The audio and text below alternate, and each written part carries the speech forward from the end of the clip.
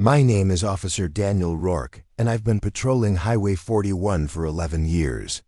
11 years of drunk drivers, drug runs, and domestic calls that spill out onto the asphalt at 2 in the morning. My ex-wife used to say I married the road, not her. Maybe she was right. After the divorce, the night shifts became my refuge, just me, the highway, and the endless white lines disappearing under my headlights. It was October 17th when everything changed. 2:34 a.m. I remember because I'd just logged a speeding citation and was heading back north toward the county line. The fog that night was thick, the kind that doesn't just obscure vision but seems to muffle sound, making the world feel smaller, suffocating. My wipers were on intermittent, smearing moisture across the windshield in rhythmic arcs. The radio crackled with static between dispatch calls, and the heater blew stale air that smelled faintly of old coffee and the pine. Air freshener dangling from my rearview mirror. The stretch of 41 I was on cuts through dense forest miles of nothing but Douglas fir and cedar pressing in from both sides. No houses, no gas stations. Just asphalt and trees, and darkness so complete, it feels like the world ends 20 feet from your bumper. That's when I saw her, a figure on the shoulder, thumb out, long dark hair hanging over her face. She wore what looked like a white dress, thin fabric that seemed to catch every bit of ambient light. My first thought was hypothermia. It was 38 degrees, and she wasn't wearing a jacket. I hit my lights and pulled over, gravel crunching under my tires. Through the passenger window, I could see her more clearly, young, maybe mid-20s, barefoot on the cold asphalt. Her skin was pale, almost luminescent in the fog. "Ma'am?" I called out through the window. "You need help?" She didn't respond, just walked toward the car with this odd gliding motion, no expression on her face. My hand instinctively moved to my radio, but something stopped me. She looked lost, vulnerable. I unlocked the back door. "Get in. It's freezing out there." She slid into the back seat without a word. I adjusted my mirror to see her, and she was staring straight ahead, hands folded in her lap. Water dripped from her hair onto the seat, forming small puddles. "Where you headed?" I asked, pulling back onto the highway. "Silence. Double quotes, miss. I need to know where to take you." "You got family nearby?" "Nothing, just that blank stare." The temperature in the car seemed to drop. I cranked the heat, but it didn't help. My breath started fogging in front of me, and the smell, the smell changed. Like wet earth and decay, like something that had been buried and dug up. I glanced in the mirror again. The back seat was empty. I slammed on the brakes, fishtailing slightly before coming to a stop in the middle of the highway. My heart hammered against my ribs. I twisted around, shining my flashlight into the back. The seat was soaked, not just damp, but drenched, water pooling on the floor mat. But no girl. No hitchhiker. "Control. This is Unit 23, I said into my radio, my voice shakier than I wanted. I need to report something unusual. If you're new here, subscribe to Untold Fears for nightly stories that make you question every sound on the road." The dispatcher's voice crackled back. "Go ahead, 23. But what was I going to say? That I'd picked up a ghost? I could already hear the jokes in the break room. Nothing. False alarm. I didn't go home that night. Instead, I drove to Ruby's Diner, the only place open. Past midnight. Ruby herself was behind the counter, a woman in her 60s with gray hair, pulled into a tight bun and eyes that had seen too much. "Coffee," I said, sliding onto a stool. She poured without asking questions, but she was looking at me funny. "You look like you've seen something, Officer Rourke." "Just tired. You were on 41 tonight, weren't you? Near mile marker 89? My cup stopped halfway to my mouth. "How'd you know?" Ruby leaned in, lowering her voice even though we were the only ones there. "You picked someone up, a girl in a white dress." The coffee turned to acid in my stomach. "How could you possibly?" Because you're not the first. Been happening for 30 years, ever since Sarah Kellerman died on that stretch. Prom night, 1992. Her date was driving drunk, crashed into a tree. She was thrown from the car, died on impact. They say she's still trying to get home. That's just a story, is it? Ruby nodded toward my uniform. Check your shoulder. I looked down. My right shoulder was soaking wet, and there was a muddy handprint, small, delicate fingers pressed into the fabric. Over the next 3 weeks, I tried to rationalize it. Condensation, a prank, sleep deprivation. But I couldn't explain the handprint or the water or the smell that lingered in my patrol car, no matter how many times I cleaned it. Then, on November 3rd, I was back on 41, same stretch, same fog, and there she was again. This time I didn't stop. I gripped the wheel and pressed the accelerator, determined to pass her by. But as I drew level with her position, my car lurched, like something had grabbed the bumper. The steering wheel jerked left, pulling me toward the shoulder, toward the trees. I fought it, muscles straining, and managed to straighten out. When I looked in the mirror, she was standing in the middle of the highway facing me. Her mouth opened impossibly wide, and a sound came out, not a scream, but a low, mournful wail that seemed to vibrate through the car frame, through my bones. Then she was gone. I requested a transfer the next day. They gave it to me, no questions asked. Turns out I wasn't the only officer who'd requested off.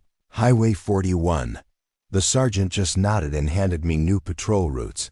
But here's the thing: last week, I was driving to visit my daughter in Bellingham. Took a shortcut I didn't recognize, and suddenly I was on a dark tree-lined road with fog rolling in. The GPS said I was 40 miles from 41.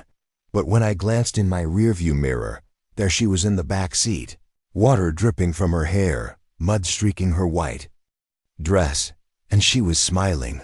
I don't know what she wants. I don't know if she ever leave me alone. But I keep my doors locked now, even when I'm driving. Especially when I'm driving.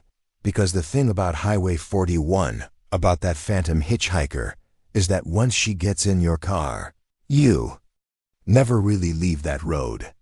You just keep driving, and she's always there, just behind you, waiting. But just 20 miles north, another officer met something far worse. Story 2.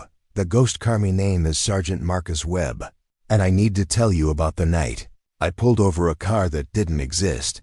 I've been with the State Patrol for 16 years. Seen crashes that turned vehicles into twisted metal sculptures. Chased down gang members doing 90 through school zones. Talked jumpers off overpasses. I thought I'd seen everything the night could throw at me. I was wrong. It started on a Tuesday, November 14th. I was working graveyard on Interstate 90, the stretch that runs through the Cascade foothills. The kind of night where the temperature drops below freezing and black ice forms in patches you can't see until you're sliding.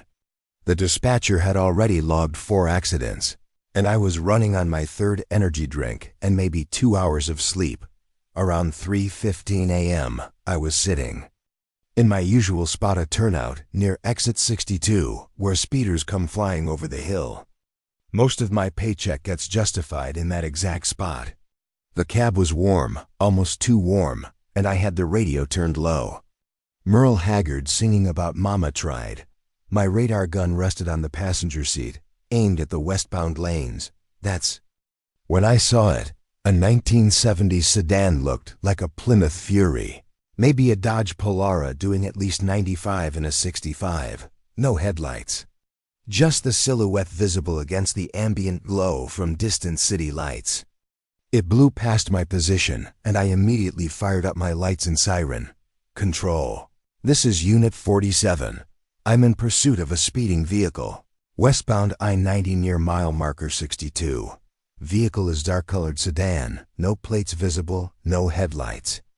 Heading west at high speed. Copy, 47. Backup is 20 minutes out. Proceed with caution. 20 minutes. I'd have this guy pulled over and cited in 5. I punched the accelerator, and my cruiser surged forward. The sedan was faster than it should have been for a car that old. I was pushing 90 and barely gaining. The fog was patchy here, and I kept losing visual on the vehicle, catching glimpses of its taillights, which were the wrong color, more amber than red, before it disappeared again. My headlights caught something else, the sedan's rear window. There was a figure in the driver's seat, but I couldn't make out details. Just a shape, motionless, even as the car weaved slightly between lanes. Vehicle failing to yield, I reported. Continuing pursuit. The sedan suddenly braked, no brake lights, just a rapid deceleration that caught me off guard. I had to swerve into the left lane to avoid rear-ending it. Then it pulled onto the shoulder and stopped. If you're new here, subscribe to Untold Fears for nightly stories that make you question every sound on the road. I positioned my cruiser behind it, angling slightly to the left for safety, and hit my spotlight. The beam illuminated the back of the sedan, and that's when I noticed the first wrong detail. The license plate was there, but the numbers and letters were backward, like I was seeing them in a mirror. Control, vehicle has stopped. Running. Plate now. I keyed in what I thought I saw. 7G4K2-9. The system came back instantly. No record found. I tried again, reversing the sequence. Still nothing. Protocol said to wait for backup, but I could see the driver's silhouette. Single occupant, not moving. I grabbed my flashlight and stepped out into the cold. The wind had picked up, carrying the smell of pine and that particular ozone scent that comes before a storm. My breath plumed in front of me. "Driver, keep your hands visible." I called out, approaching from the rear quarter panel. No response. The engine was running. I could hear it. A deep rumble that sounded wrong, off-tempo, like a heartbeat with an arrhythmia. But there was no exhaust coming from the tailpipe. No condensation in the freezing air. I came up alongside the driver's window and shined my light inside. The car was empty. Not just empty, there was no steering wheel, no dashboard, no seats. Just an hollow shell, and through the windshield, I could see straight through to the road ahead. The interior was coated in something dark and wet that reflected my flashlight beam. It looked like oil, but it moved, dripping upward along the doors, defying gravity. My radio crackled. Unit 47, dispatch. Backup is en route. What's your status? I couldn't answer. I was frozen, watching as the substance inside the car began to form shapes, handprints, pressing against the windows from the inside. Dozens of them, small. Hands like children's. They left smears as they moved, and I could hear, God help me, I could hear crying. Soft, distant, like it was coming from very far away. Then the engine revved. Once, twice. The whole car shuddered, and the driver's door flew open, slamming into my legs and knocking me backward. I hit the ground hard, my flashlight skittering. Across the asphalt. The sedan's taillights flared bright, impossibly bright, burning amber like warning flares. Then it shot forward, accelerating from a standstill to what must have been over 100 in seconds. I scrambled to my feet, watching it disappear into the fog. But here's what made me request a psych eval the next day. As the car vanished, I saw something in my peripheral vision. On the shoulder where it had been parked, there were flowers. Fresh flowers laid out in the shape of a cross with a small wooden marker that read, "In memory of the Dalton family, 1979, I radioed it in." Backup arrived, found me sitting on the hood of my cruiser, shaking. They searched the area. No flowers. No marker, just skid marks that, according to the traffic specialist, were consistent with a vehicle from the late 1970s. Back at the station, I did my own research. Stayed late, went through old accident reports. And I found it. December 3rd, 1979. The Dalton family, mother, father, 2 daughters aged 6 and 9, driving home from a Thanksgiving visit.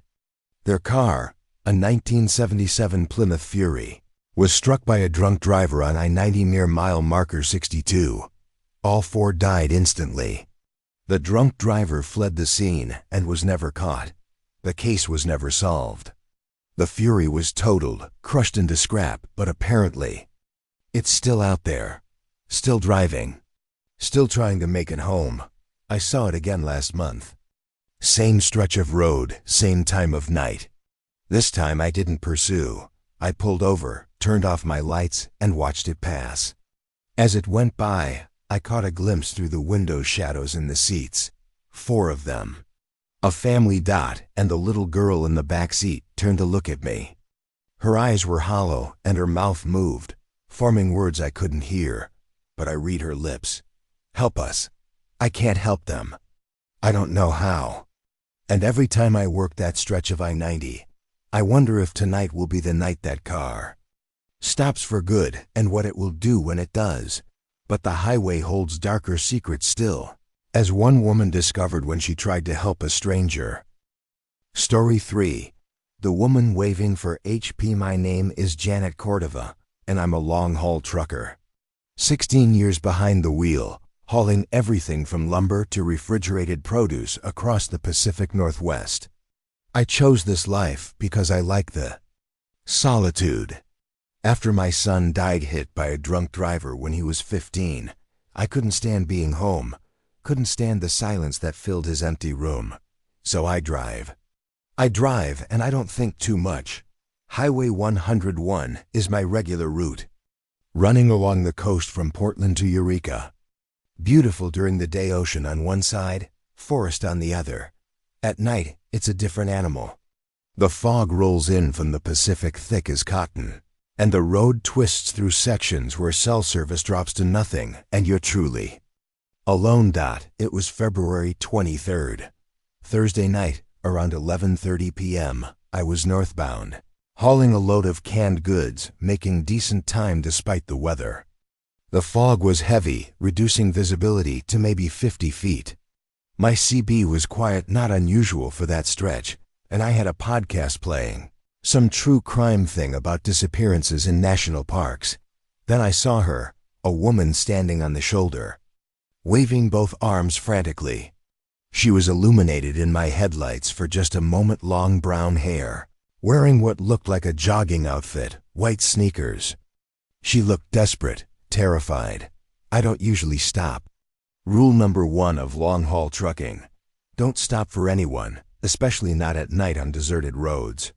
But something about her, the way she was waving, the genuine panic on her face made me hit the air brakes. The rig hissed and groaned as I pulled onto the shoulder. I grabbed my flashlight and my tire iron, I'm not stupid, and climbed down from the cab.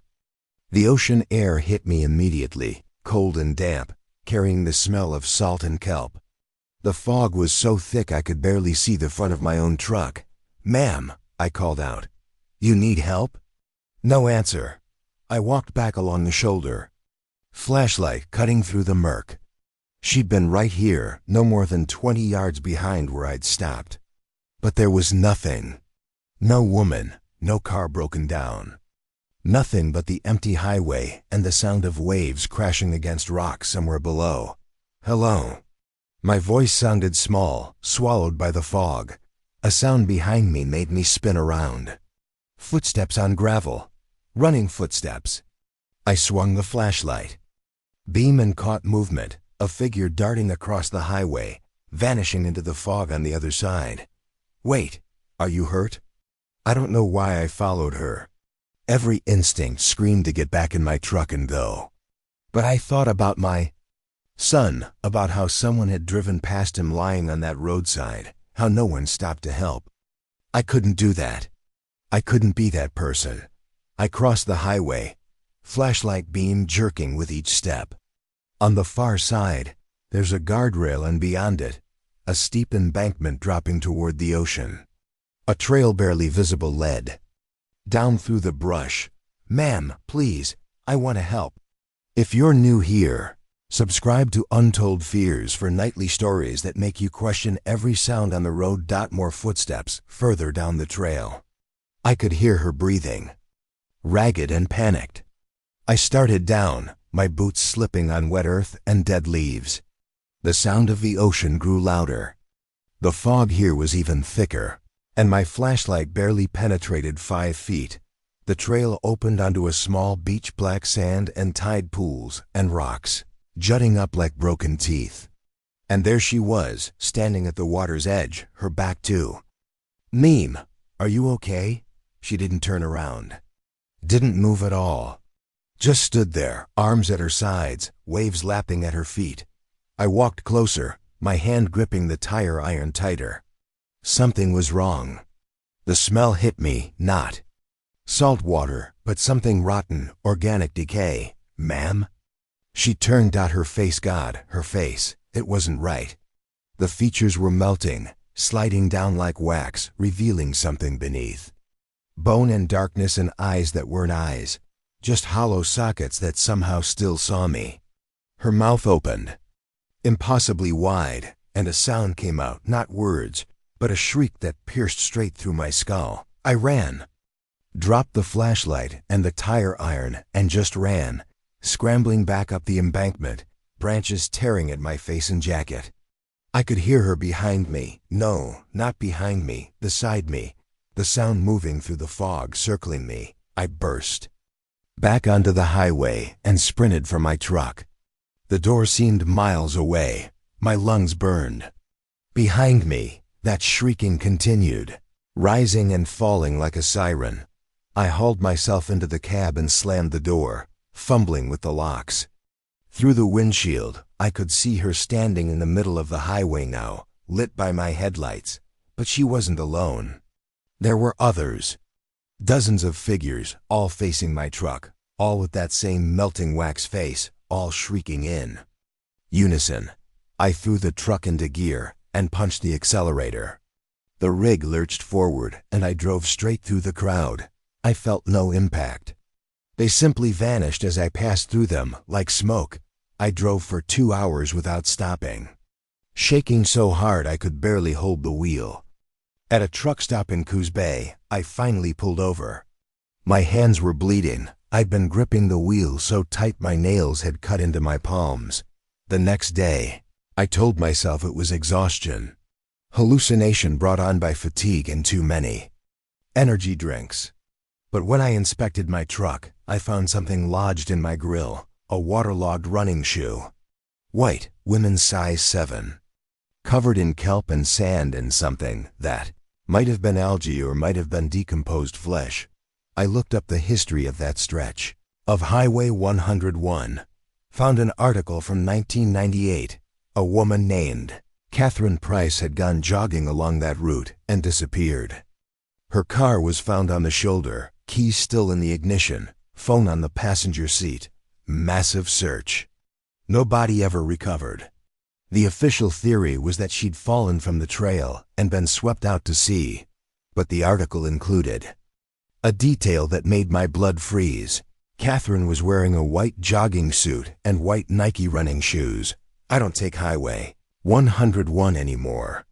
I reroute through inland roads, adding 3 hours to my trips. My dispatcher thinks I'm crazy. My ex-husband says I need therapy. Maybe they're right, but last week I was driving through Portland, stopped at a red light. I glanced in my side mirror, and there she was standing on the sidewalk, arms raised, waving at me, waving frantically. Her face perfect and normal and desperate. The light turned green. I didn't move. Cars honked behind me, drivers yelling. I just sat there, staring at her reflection until someone drove around me and passed directly through her. She's still out there, still looking for help, still trying to get someone to follow her down to that beach. And I think that everyone she's lured down there is with her now. All of them standing in the fog, waiting for the next driver who's too kind, too compassionate to ignore someone in need. I learned something that night. Sometimes the person waving for help isn't the victim. Sometimes they're the trap. Story 5. The haunted patrol car radio. My name is Officer Lisa Chun, and I've been with the Washington State Patrol for 7 years. I chose this career because my father was a trooper 25 years on the force, retired with honors. He taught me that the job was about service, about being the calm in someone else's storm. I believed that. I still want to believe it, but after what happened in my patrol car last November, I'm not sure what I believe anymore. I was assigned Unit 34, a 2021 Dodge Charger with about 60,000 miles on it. Standard patrol vehicle light bar. Laptop mount, rifle rack in the trunk. The only thing unusual about it was its history. 3 different troopers had requested transfers out of Unit 34 in the past 2 years. The official reason was always vague, personal preference or equipment issues, but there were rumors. Whispers in the break room about strange radio problems. Voices that shouldn't be there. I figured it was hazing, the kind of ghost stories veterans tell rookies to spook them. I requested Unit 34 just to prove I wasn't scared. That was a mistake. November 12th. I was working graveyard shift, 10 p.m. to 6 a.m., patrolling I-5 through King County. It was a slow night, few cars on the road, just the occasional semi hauling freight south toward Portland. The temperature had dropped and frost was forming on the overpasses around 1:30 a.m. I was parked in a rest area, catching up on paperwork. The radio was set to the usual frequency district dispatch, and it was quiet except for occasional check-ins from other units. Then I heard it. A child's voice, faint under the static. "Mommy?" I looked up from my laptop. The radio was definitely where it had come from. I keyed the mic. "Dispatch, did you just transmit something? I'm hearing interference." "Negative, Unit 34. We're clear on our end." I went back to my reports. 5 minutes later, the voice came again, louder this time. "Mommy, where are you?" The voice was wrong. Not just the fact that a child was on a police frequency, which should have been impossible, but the quality of it. It sounded old, like a recording from decades ago, with that particular tinny echo of analog tape. "Dispatch, I'm definitely getting some kind of cross-traffic. Maybe a CB bleed over?"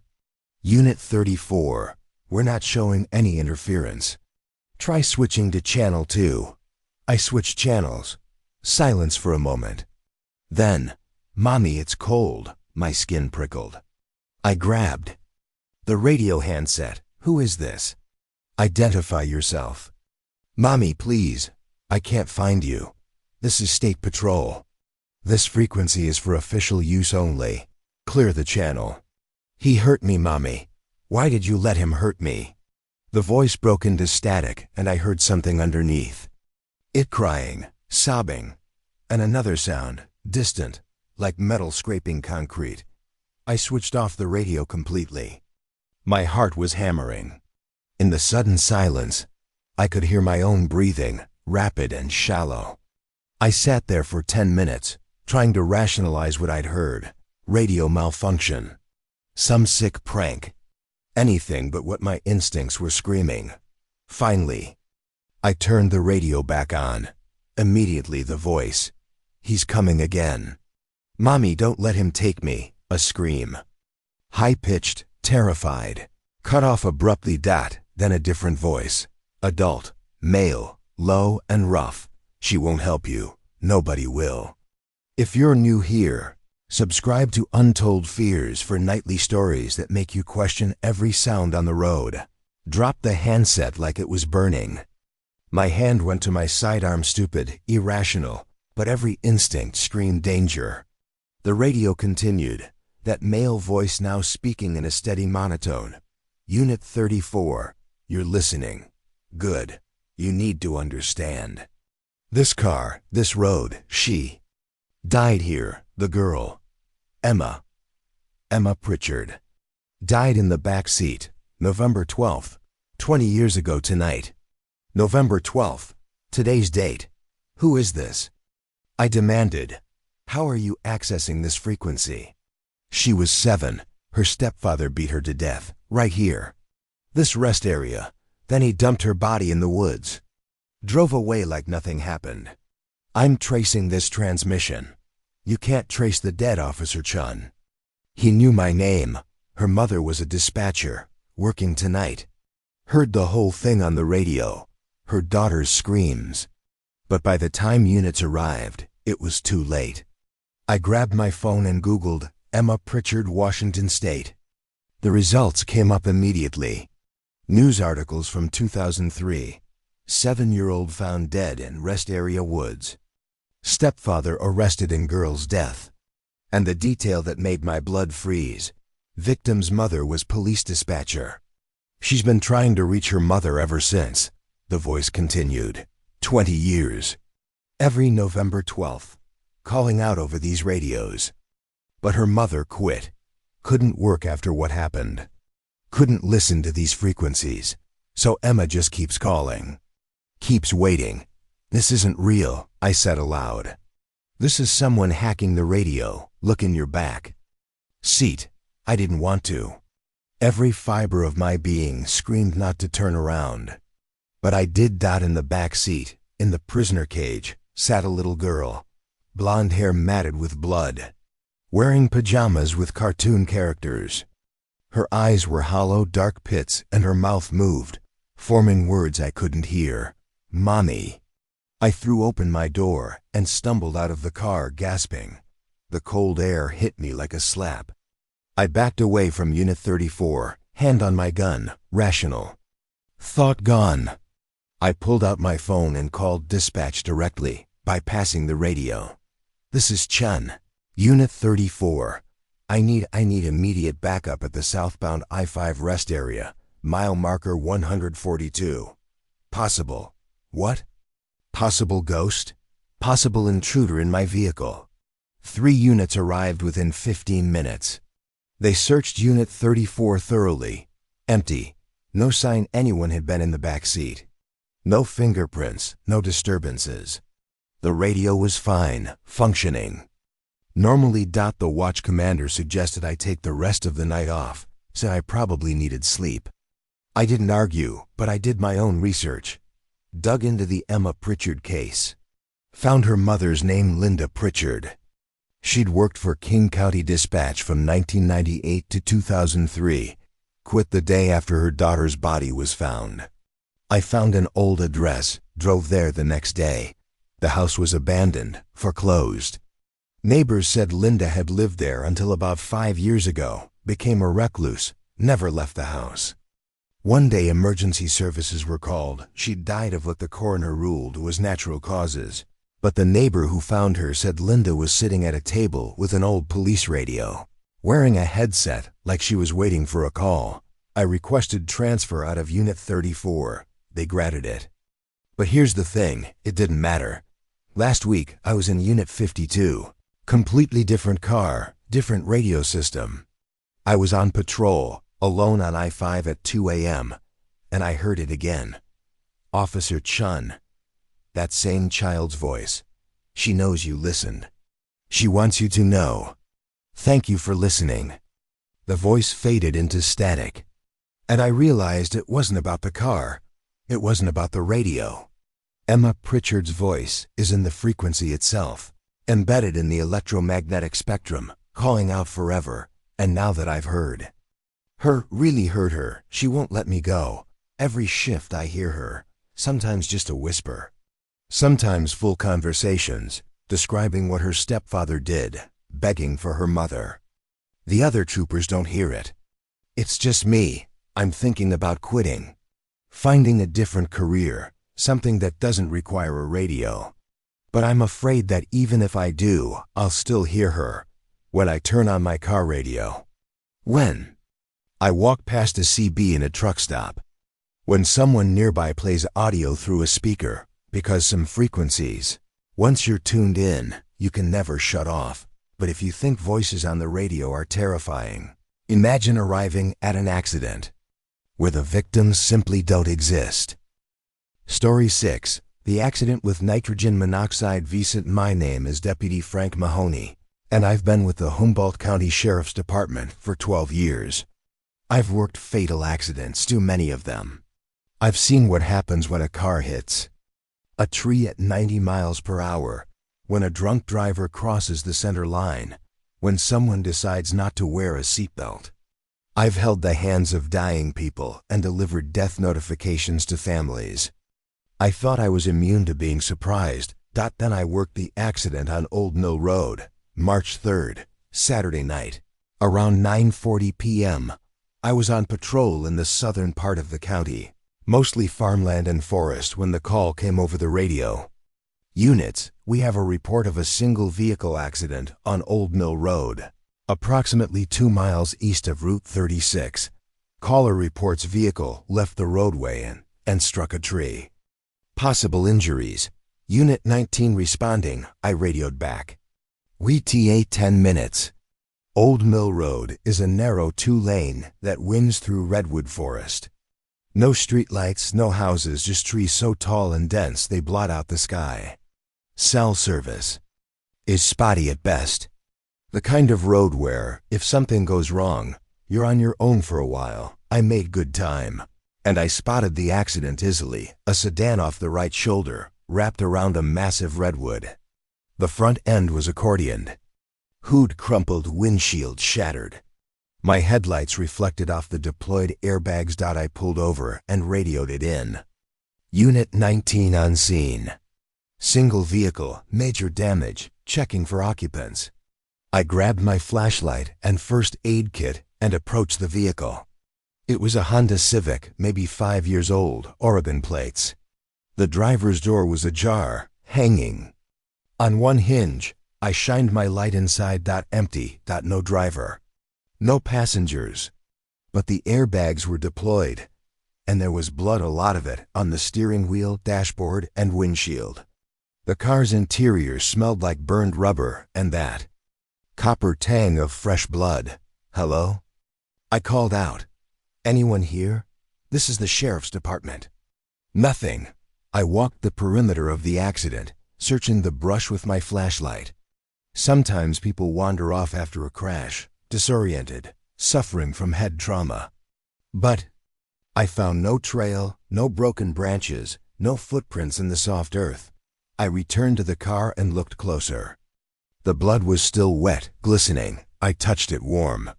This accident was recent, maybe within the last 10 minutes. But where was the driver? I checked the registration in the glove box.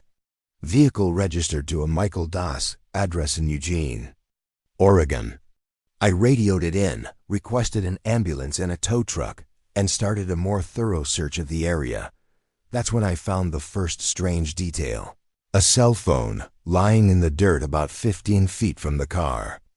Screen cracked but still powered on. I picked it up, and it unlocked, no password. The last activity was a call made at 9:38 p.m., just before I'd gotten the dispatch call. I listened to the voicemail. Dad, it's me. I think I'm lost. I took a wrong turn, and now I'm on this road, and I don't know where I am. There's something, Dad. There's something wrong with this road. I keep seeing. The message cut off with a sound like static. Then silence. If you're new here, subscribe to Untold Fears for nightly stories that make you question every sound on the road. I played it again, listening carefully. In the background, beneath Michael Das's voice, there was another sound, rhythmic, like footsteps or breathing. The ambulance arrived, followed by the tow truck and another deputy unit. We searched the area thoroughly, 50 yards in every direction. No body, no blood trail. No sign of where Michael Das had gone. Maybe he wandered off and collapsed somewhere, Deputy Torres suggested. Head injury, didn't know what he was doing. Then where's the trail? There should be disturbed vegetation, blood drops. Something. We brought in search and rescue. They arrived at midnight with dogs. The dogs tracked a scent from the car about 20 yards into the woods, then stopped, circling in confusion. The handlers said it was like the scent just ended, like whoever they were tracking had vanished into thin air. By dawn, we had state police helping, a helicopter with thermal imaging, volunteers from town. Dozens of people combing the forest. Nothing. Michael Das had simply disappeared. I stayed on scene, documenting everything, taking photographs. That's when I noticed something odd about the blood in the car. There was a lot of it suggesting serious injury, but it was distributed wrong. It wasn't splattered, the way blood spreads in an impact. It was smeared, like someone had deliberately painted it onto the surfaces, and there was a pattern. On the dashboard, the blood formed letters. Help, Torres, look at this. He leaned in. Jesus, did the Vic write that? Maybe, but look at the position. The steering wheel's in the way. You'd have to be in the passenger seat to reach that angle. So there was a passenger? Not according to the registration. And there's only one deployed airbag. I took samples of the blood, sent them to the state crime lab with a rush request. The results came back 3 days later. The blood was human, type O positive, but there was something wrong with it.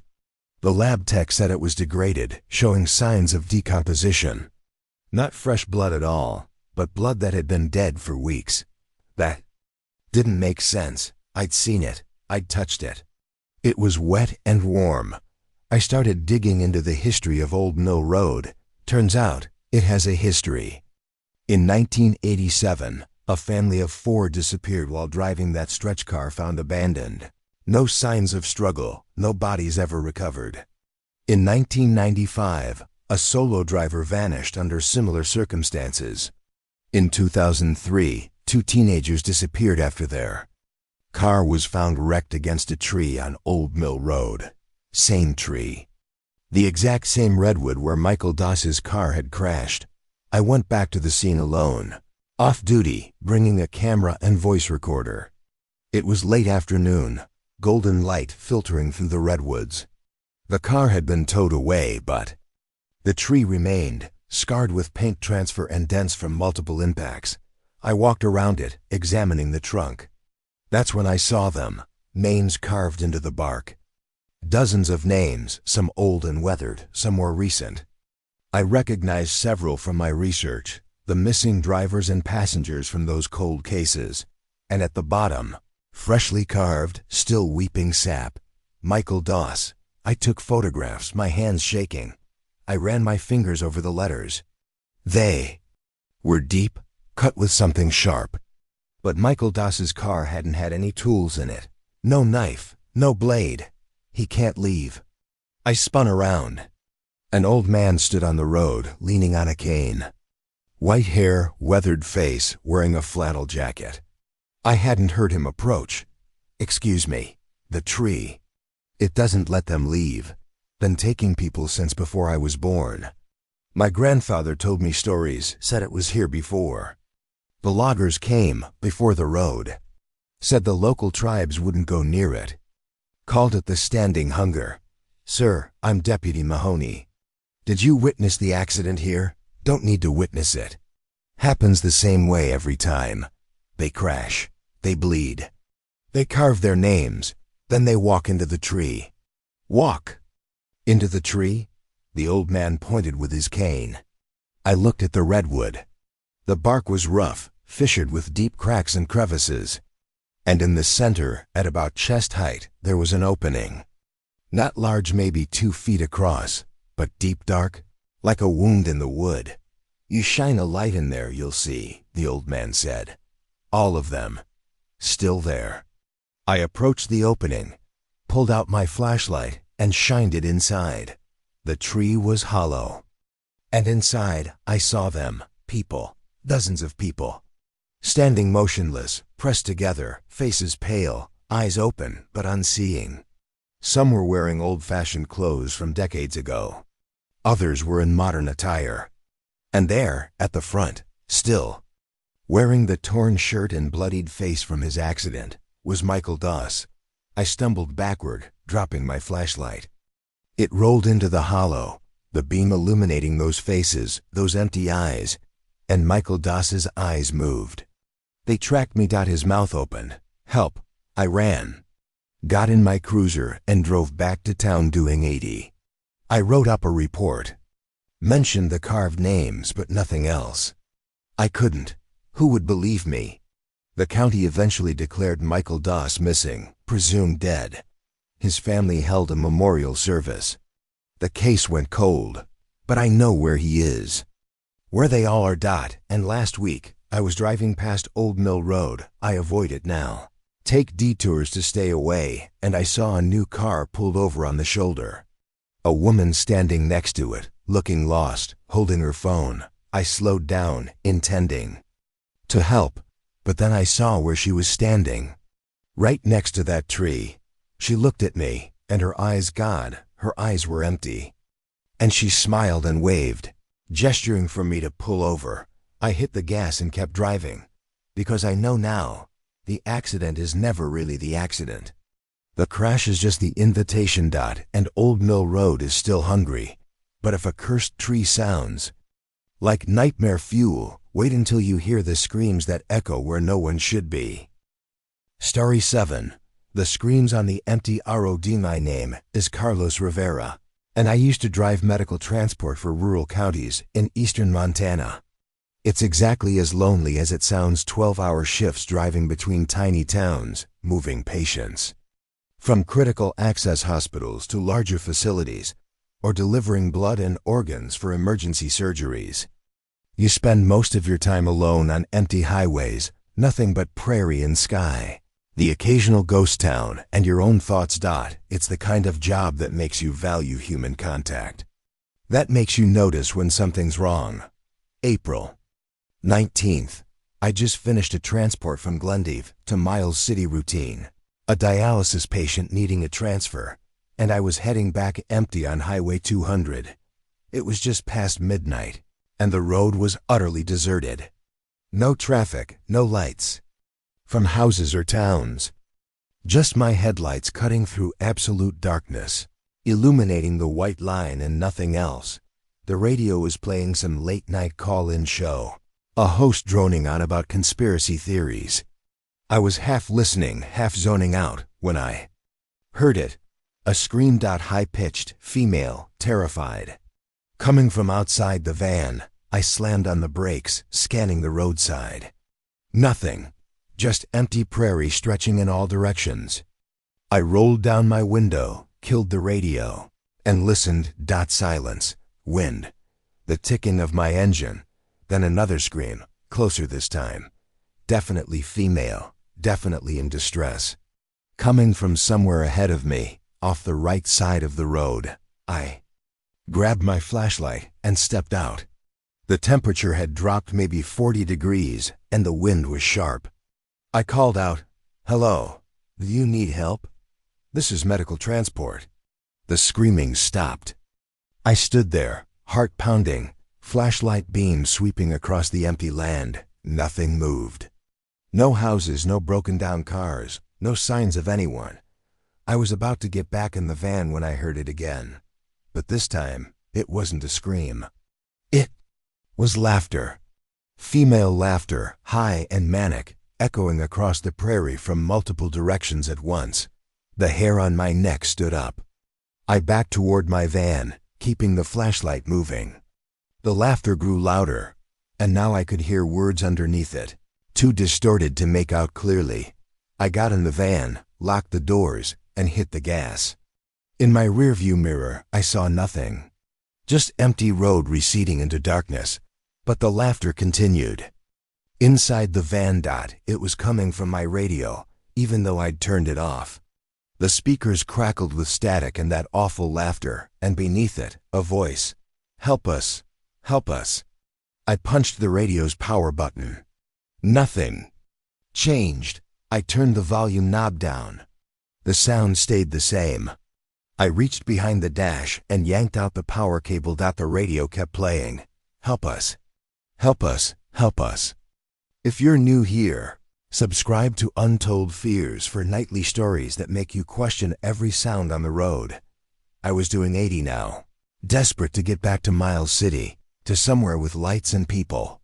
The voice from the radio grew more insistent. "Help us! You have to help us! Please!" "Who are you?" I shouted at the dashboard. "What do you want?"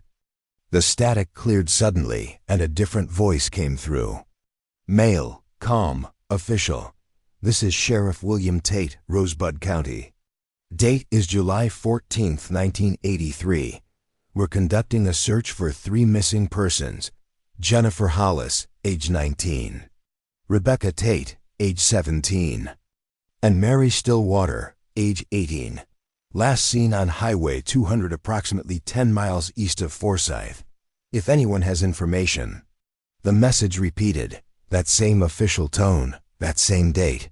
July 14, 1983. I grabbed my phone, no signal out here. Never is, and kept driving. The message played 3 more times, then dissolved into static. Then screaming again, 3 different voices overlapping, crying for help. I reached Miles City at 1:30 a.m., pulled into the hospital parking lot, and sat there shaking. The radio had gone silent once I'd hit the city limits. I called the sheriff's department non-emergency line and, feeling like an idiot, asked if they had any record of missing persons from 1983. The dispatcher put me on hold. 5 minutes later, a deputy came on the line. You said 1983? 3 girls? Yeah, Jennifer Hollis, Rebecca Tate, Mary Stillwater. A long pause. Where'd you hear those names? Lie, it's complicated. What happened to them? That's an old case, unsolved. They disappeared while driving. Highway 200. Car was found abandoned about 15 miles east of Forsyth. No signs of struggle, no bodies, nothing, just gone. What do you mean gone? I mean they vanished. The lead investigator was Sheriff Tate. Rebecca was his daughter. He searched for months, never found anything. Died about 10 years ago. Never gave up on the case. I thanked him and hung up. I didn't tell him about the screaming or the radio or any of it. What would I say? That I heard ghosts? That 3 women who'd been missing for 40 years were somehow still on that highway, still screaming for help? I didn't drive Highway 200 for 2 weeks. Took routes that added hours to my shifts going around. My supervisor noticed, asked if I was okay. I made excuses, car trouble, stomach issues, anything. But eventually, I had to go back. An emergency transport, critical patient, no alternative routes. It was just after 11 p.m. I was tense, gripping the wheel, watching the odometer, knowing I'd be passing through that same stretch where I'd heard the screaming. Mile marker 89. That's where it started last time. I approached 89. And right on cue, the screaming began. Louder this time, more urgent. 3 voices overlapping. Help us, please, we're still here. Don't leave us again. I pulled over. I don't know why. Every instinct said to keep driving, but something, guilt, compassion, stupidity made me stop. I got out, leaving the engine running, and walked to the edge of the highway. The prairie stretched out black and endless. And I saw them. 3 figures maybe 100 yards out, standing together. The moonlight was bright enough to see their outlines, young women in clothes from decades ago, holding hands. Hello? I called out. They didn't move, didn't respond. Just stood there, watching me. I took a step forward, then another. The closer I got, the more details I could see. They were pale, so pale they almost glowed. Their hair moved in the wind, but their clothes didn't. And their eyes hollow, dark, bottomless. I stopped about 50 feet away. Are you Jennifer, Rebecca, and Mary? The one in the middle, taller, dark hair, nodded slowly. What happened to you? She opened her mouth, and the scream that came out wasn't human. It was something primal, agonizing, the sound of someone in eternal torment. The other 2 joined in, and the sound was overwhelming, pressing against my skull, making my nose bleed. I turned and ran back to the van. Behind me, I could hear them following, not footsteps, but that screaming, getting closer. I reached the van, threw myself inside, and hit the gas, doors still open, tires spinning on asphalt. In the rearview mirror, they were standing in the middle of the highway, watching me go. And then, one by one, they faded like someone turning. Down the brightness on a screen until there was nothing left. I made the delivery, then immediately drove to the Rosebud County Sheriff's Department. I walked in at 3 a.m. and told the night deputy everything. He listened without interrupting, then pulled out a file thick, dusty, labeled Hollis Tate, Stillwater -1983. "You're not the first," he said quietly. "We get reports every few years. Drivers seeing 3 girls on Highway 200, hearing screaming. Some people stop, some don't, but everyone who sees them says the same thing. They're asking for help. What happened to them? We don't know. Best theory is they picked up a hitchhiker who killed them, dumped the bodies somewhere out there." He gestured toward the window, toward the endless prairie. "But it's thousands of square miles, could be anywhere. Or they could have been moved out of state. We'll probably never find them, so they're just stuck there, reliving it forever." He closed the file. "I don't have an answer for that." I quit the medical transport job a month later. Took a position at a hospital in Billings, working inside, no more long drives. But I still have nightmares about those 3 figures standing in the prairie, screaming. And last week, I was driving to visit family in North Dakota. Took I-94, nowhere near Highway 200, but at a rest stop, I went inside to use the bathroom. And I heard it again, that screaming, coming from the drain in the sink. I looked in the mirror, and standing behind me were 3 pale women in clothes from 1983. I ran out of that rest stop and haven't gone back, because I understand now. They're not stuck on Highway 200. They're stuck in the space between life and death, between past and present. And anyone who hears them becomes part of their loop, carrying them forward. I hear them sometimes, late at night, when the house is quiet, when I'm alone. A distant scream, just barely audible.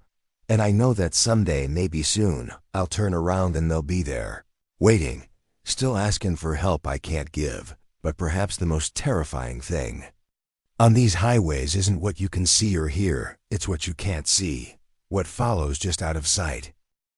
Story 8. The shadow chasing the car. My name is David Ortega, and I'm a pharmaceutical sales rep covering the Southwest Arizona, New Mexico, parts of Texas. I drive between 40,000 and 50,000 miles a year, staying in crappy motels, eating truck stop food, living out of my Camry. It's not the life I imagined, but after my wife left and took the kids to California, it's the life I have. The road gives me space to think, or maybe space to avoid thinking. Either way, I've seen every kind of highway, every kind of weather, every kind of driver. I thought I'd seen everything. Then I drove Highway 54 in New Mexico on June 7th. I'd left a client meeting in Alamogordo around 8 p.m., heading north towards Santa Fe. Highway 54 is desolate, cutting through desert and scrubland, towns few and far between, not much traffic. The sun had just set, and the sky was that deep purple blue of desert twilight, with the first stars appearing. I'd been driving for about 20 minutes when I noticed something in my rearview mirror, a shadow, not a car. I would have seen headlights. Just a dark shape on the road behind me, moving fast. At first, I thought it was an optical illusion, some trick of the fading light. But it kept pace with me, maybe 100 yards back. I slowed down from 70 to 60. The shadow slowed down too, maintaining the same distance. I sped up to 80. The shadow accelerated. What the hell? I muttered, trying to get a better look. It was dark, formless, like a patch of concentrated night that moved independent of the surrounding darkness. And it was gaining on me. My rational brain said it was nothing, exhaustion, stress, dehydration making me see things. But my lizard brain, the ancient part that knows when a predator is hunting you, was screaming danger. I pushed the Camry to 90. Highway 54 is straight through this section, no traffic, and I kept the pedal down. The shadow kept coming. It was close now, maybe 50 yards, and I could see or sense. I'm not sure which that it had shape. Vaguely humanoid, but wrong. Too tall, arms too long, moving in a way that didn't match normal biomechanics. Then my car started to sputter. The engine coughed, power dropping. The dashboard lights flickered. I looked at the fuel gauge 3/4 full. But the engine was dying, RPMs falling despite my foot on the accelerator. No, no, no. I pounded the dashboard. The car was coasting now, losing speed. 70. 60, 50. In the mirror, the shadow was right behind me. Close enough that I could see details. It wasn't just dark. It was absence. Like a hole in reality shaped like something that used to be human. My car rolled to a stop in the middle of the highway. The engine was dead, all lights out. I tried the ignition, nothing. I grabbed my phone, no signal, and the screen was glitching. Lines of static running across it. The shadow was 10 feet from my back bumper. Just sitting there, waiting. I locked the doors, useless I know, against something that wasn't physical, but it was all I could think to do. My breath fogged in. Front of me. The temperature inside the car had dropped, frost forming on the inside of the windows. The shadow moved. Not walked, moved, gliding forward without legs, getting closer to the car. I could feel it now, a pressure against my chest, like someone pressing down on my sternum. Then I heard the voice. Not from outside, from inside my head. Run. It wasn't a suggestion. It was a command. And my body obeyed before my brain caught up. I threw open the door and ran, leaving everything behind: phone, wallet, keys, sprinting into the desert, stumbling over rocks and scrub brush. Behind me, I felt the shadow following. Not footsteps, but a presence, cold and vast, like a wave of absolute zero rolling across the desert. If you're new here, subscribe to Untold Fears for nightly stories that make you question every sound on the road. I ran until my lungs burned and my legs gave out, collapsing behind a cluster of rocks. I twisted around, looking back toward the highway. My car was visible in the starlight, a tiny shape in the distance. And around it, that shadow circling like a shark. I don't know how long I hid there. Could have been minutes, could have been hours. Time felt broken. Eventually, I saw headlights, another car on Highway 54, heading north. I stood up, waving my arms, screaming for help. The car pulled over an older couple, tourists from Iowa. They asked if I was okay, said I looked like I'd seen a ghost. I told them my car broke down, that I needed a ride to the next town. They agreed, and I climbed into their backseat, shaking as we drove past my Camry. I looked out the window. The shadow was still there, standing next to my car. And as we passed, it turned. I swear to God it turned, and watched us go. The couple dropped me at a gas station in Carrizozo. I called a tow truck, waited 3 hours for it to arrive. When the driver brought my car in, he said it was the weirdest thing. The car started up fine for him, no mechanical issues at all. Probably just vapor lock, he said. I didn't argue. I paid him, got in my car, and drove straight to Santa Fe, avoiding Highway 54. But that wasn't the end of it. 2 weeks later, I was in Tucson, driving at night. Glanced in my rearview mirror, and there it was, the shadow, 50 yards back. Following me, I pulled into a well-lit gas station, surrounded by people. The shadow stopped at the edge of the light, just outside the reach of the fluorescent glow. It waited there until I left. It's followed me ever since. Different highways, different states, but it's always there. Sometimes I'll go days without seeing it, and I'll start to think I'm free. Then I'll be driving late at night, and I'll catch a glimpse in the mirror. I've tried everything. Driving only during daylight, it appears as a heat shimmer. Staying in well-lit areas, it waits in the shadows of buildings. I even stopped driving for a month, stayed in one place, worked remotely. But eventually, I had to get back on the road. And the moment I did, there it was. I started researching.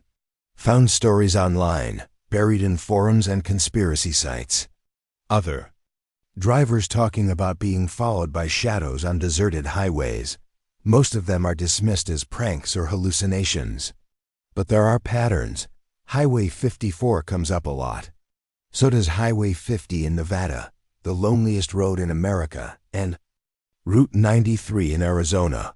Always desert highways. Always at night. And always the same description. A shadow that follows, that drains your car's power. That makes you run. One post stood out. It was from a trucker who'd been followed by a shadow for 6 months. He said he finally figured out what it was.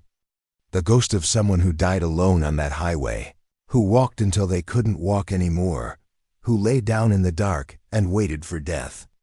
And now they follow the living, drawn to the warmth and light, trying to remember what it felt like to be alive.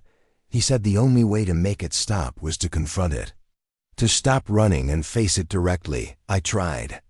Last week, I was driving through Arizona on Route 93, and the shadow appeared. I pulled over, got out of my car, and walked toward it. "What do you want?" I shouted. "Why are you following me?" The shadow stopped. For a moment, it seemed to solidify, to take on a more definite shape. I saw the outline of a man, tall, thin, wearing clothes that might have been from the 1950s or 60s.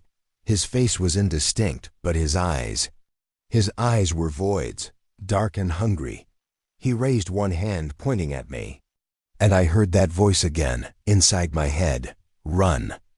But this time I understood. It wasn't a command. It was a warning, because the shadow wasn't hunting me.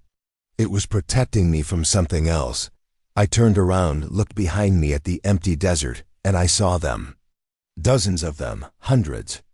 Shadows of all shapes and sizes, emerging from the darkness, moving toward the highway. Toward me. I ran back to my car and drove. In my mirror, I saw the tall shadow standing between me and the horde, holding them back. I don't know what they are. I don't know what they want. But I know that the shadow following me isn't my enemy. It's keeping the others away, and every night when I'm driving, I check my mirror. And every night, there it is, my shadow, my guardian, keeping pace. With me, keeping them at bay. I used to be afraid of it. Now I'm afraid of what will happen if it ever leaves, because the highway is full of things that died there. And most of them are hungry. So if you ever drive Route 19 after midnight, don't stop for anyone waving you down. And if you see a shadow in your rearview mirror, pray it's following you and not something else. Subscribe to Untold Fears, because the road is long, the night is dark, and some things never stop hunting.